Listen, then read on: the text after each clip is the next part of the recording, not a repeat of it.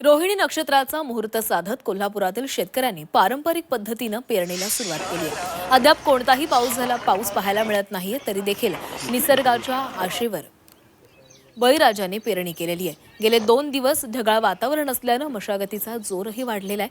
यंदा पाऊस पडेल या आशेवर पेरणीला सुरुवात झालेली आहे. येत्या 2 दिवसांमध्ये कोल्हापूर जिल्ह्यात पाऊस सक्रिय होणार असल्याचा अंदाज हवामान खात्यानं व्यक्त केला आहे.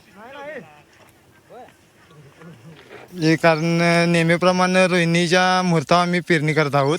त्यामुळे पावसाची काय वाट बघितली जात नाही. आता पाऊस काय गेल्या वर्षी नुकसान केल्यामुळे सगळं औंधा पावसाच्या सगळी लोकांनी गडबड करायला चालू केलेली आहे.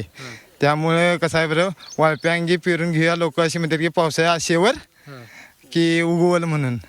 ह्यासाठी आम्ही आता पेरणी चालू केलेली आहे. वातावरण दिसते आता 2 दिवस झालं वातावरण चालू झाले, म्हणजे आबोळ फिरायला लागले.